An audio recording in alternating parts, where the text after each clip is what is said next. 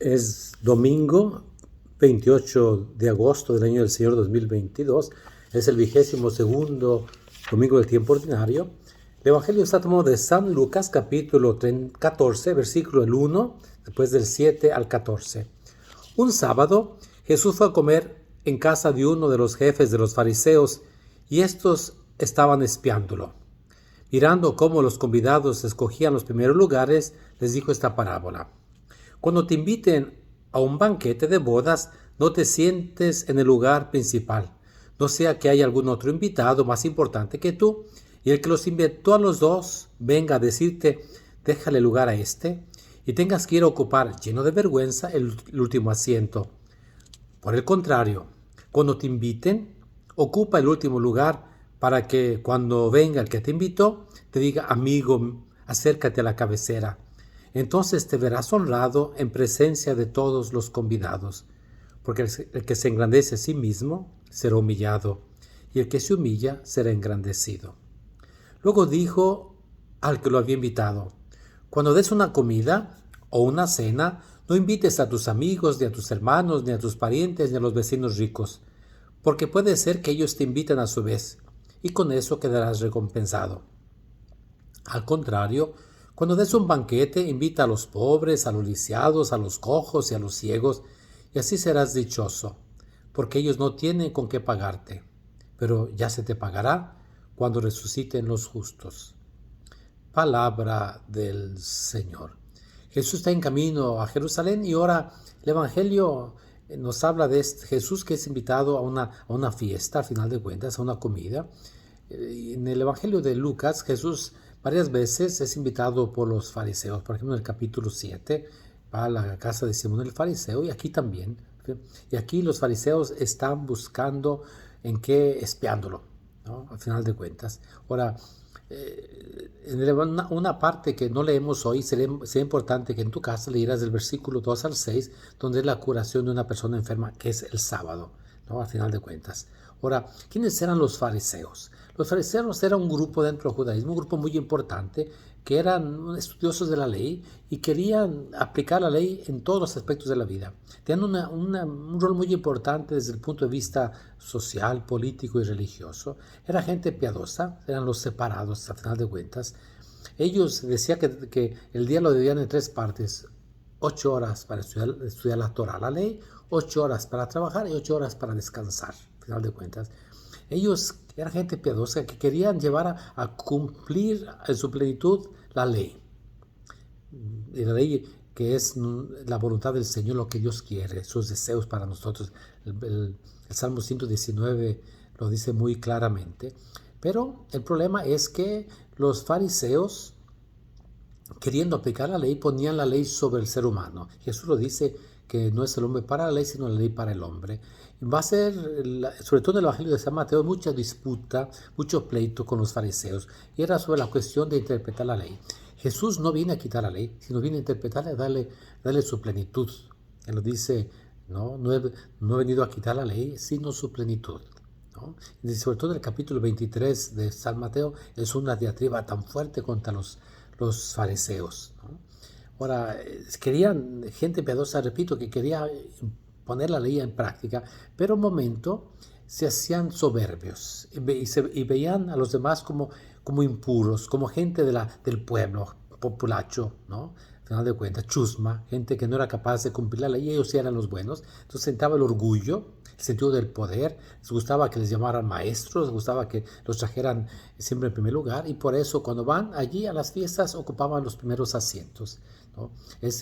Y esto va contra la humildad a final de cuentas. La humildad es recordar que somos compañeros en el camino de la vida, entonces no tenemos que preocuparnos de ser más o ser menos, ¿no? Y ahora, el que digas cuando vayas a una fiesta, ponte en último lugar. Alguien dirá, entonces me pongo en el último lugar para que después me ensalce. No, al final de cuentas, saber que somos compañeros de viaje y no somos ni mejores ni peores que los demás. Somos compañeros de viaje, ¿no? Pero hay que ser humildes. Una actitud de no buscar prestigio, no buscar la fama, no buscar el poder, de buscar servir. Y Jesús creo que es el grande maestro en esto, ¿no? que siendo rico se hizo pobre. O la Virgen María en el Magnificat, no me llama glorifica al Señor porque ha mirado la humillación de su esclava, ¿no? Ahora, trágicamente en la sociedad que vivimos, ¿quiénes son los importantes? ¿Quién es quién? ¿No? Dice en inglés, who is who, ¿no? ¿Con quién te juntas? ¿Con quién te codeas? Y buscamos cierto prestigio, cierto poder. ¿Para qué? Para que todo es, final de cuentas, pasajero. De hecho, antiguamente se decía que cuando elegían un papa, le ponían una estopa y la quemaban delante del papa y decía, así pasa la gloria del mundo tan rápido. Entonces, primera cosa es la humildad. La segunda es la gratuidad. Cuando invites, no invites a la gente importante, es decir, da. No esperes a cambio. Vivimos en un mercantilismo. Me haces, te hago también. Me das, te doy. Si no me haces, no te hago nada. Si no me das, no te doy nada, al final de cuentas.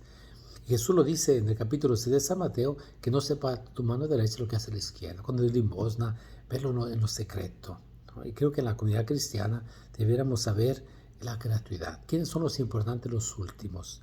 Y no son aquellos que uno piensa que son Amá de Tarzán, sino los últimos. Pidámosle al Señor que nos dé esa capacidad de humildad, esa capacidad de la gratuidad, de imitar a aquellos que eran impuros, ¿no? Los cojos, ¿no? Los lisiados, los pobres, los ciegos. Ahí serás dichoso, porque ellos no te podrán repagar, pero quien te va a repagar es el Padre que está en el cielo. Lo dice muy bien Mateo capítulo 25, lo que le hagas a más pequeño de mis hermanos, a mí me lo haces. También hoy, fíjense, tengo una noticia, que ayer el Papa Francisco tuvo el consistorio para crear cardenales, y también al final del consistorio hizo la declaración que el día 9 de octubre canonizará al beato Juan Bautista Scalabrini, que es el fundador de los misioneros de San Carlos, la congregación a la que pertenezco yo, misioneros de San Carlos, los scalabrinianos. Entonces el 9 de octubre será canonizado, será puesto entre el número de los santos para poder pedir su intercesión, y también como modelo, como ejemplo de cómo hay que vivir una vida cristiana en medio de las vicisitudes de la vida, en medio de la política. Él es el llamado el padre de los migrantes. Juan Bautista Scalabrini nació en un pueblo llamado Fino Bornasco, en el norte de Italia, una provincia que se llama Como. Ordenado sacerdote a los 23 años, obispo a los 36, obispo de Piacenza, al norte de Italia, cerca de Milán. Y murió en 1905, casi 30 años de obispo. Él se dedicó mucho a la catequesis, quería que los sacerdotes catequizaran a las comunidades. Se preocupó mucho de la cuestión social de sus diocesanos, y en especial por los migrantes, cuando se dio cuenta que mucha gente de su diócesis había emigrado. Entonces él, con la aprobación del Papa León XIII, fundó un instituto misionero al servicio de los migrantes, que se llama Misioneros de San Carlos. En 1887, pues en 1895 fundó la rama femenina, ¿no? Él vino a Estados Unidos en 1901 a visitar a sus misioneros, y él decía que la migración, aparte de la tragedia emocional, sociológica, familiar, es un signo de los tiempos, es la divina providencia que lleva a todos los pueblos a la unidad, al nuevo Pentecostés. Entonces, le damos gracias al Papa Francisco, porque, movido seguro por el Espíritu Santo, ha decidido canonizar a nuestro santo fundador. A misa hoy es domingo, recuérdate, humildad y gratuidad, humildad y gratuidad. Dios te bendiga, te muestre los rostros de su paz, y nos vemos en misa hoy.